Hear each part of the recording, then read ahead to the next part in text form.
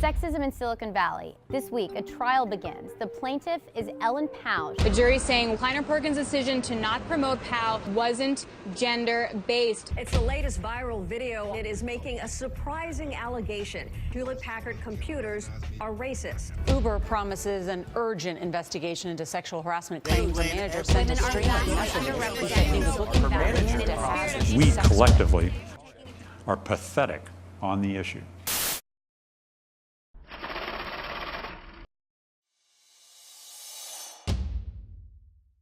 You get people who come from very privileged backgrounds. I've worked at Apple, I've worked at Google. People are building the product they want to build. They're not building the product for their users. These are blind spots that they don't even know they have.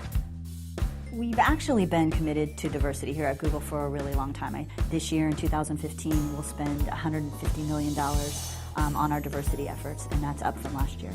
The most important thing to me is to pick people around you that aren't like you. You don't want to have everyone be the same, and so I believe in diversity with a capital D.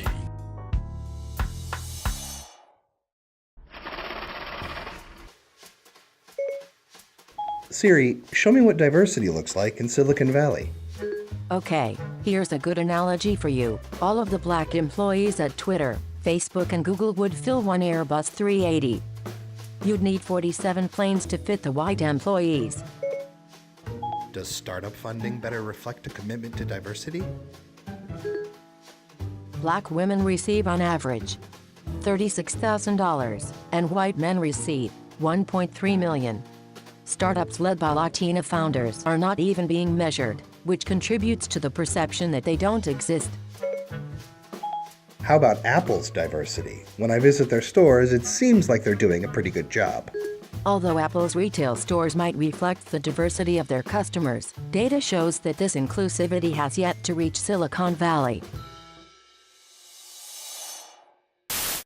When it comes to diversity divisions within a company, it's oftentimes a team of one. Someone who is not ethnically diverse, they tend to be not supported at the highest levels, oftentimes has very little budget and very little influence. There has to be a real commitment, and it's not an easy one. It takes endurance and consistency over periods of time to create the real change. Because without that, it's just a box that's getting checked. It doesn't come down from the top.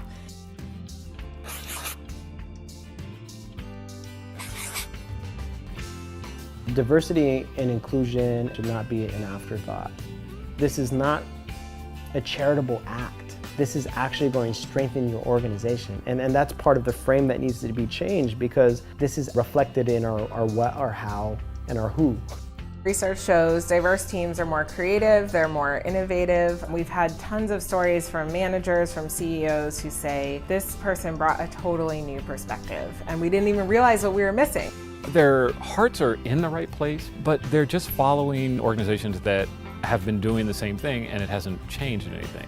It's really just the tip of the iceberg. In the year 2040, Blacks and Latinos will be 42% of the population. It's what the new workforce is going to look like, the consumer base, and these companies need to hire. We are living in a time where certain things right now are normalized in a way that when we look back, you want to be on the right side of history.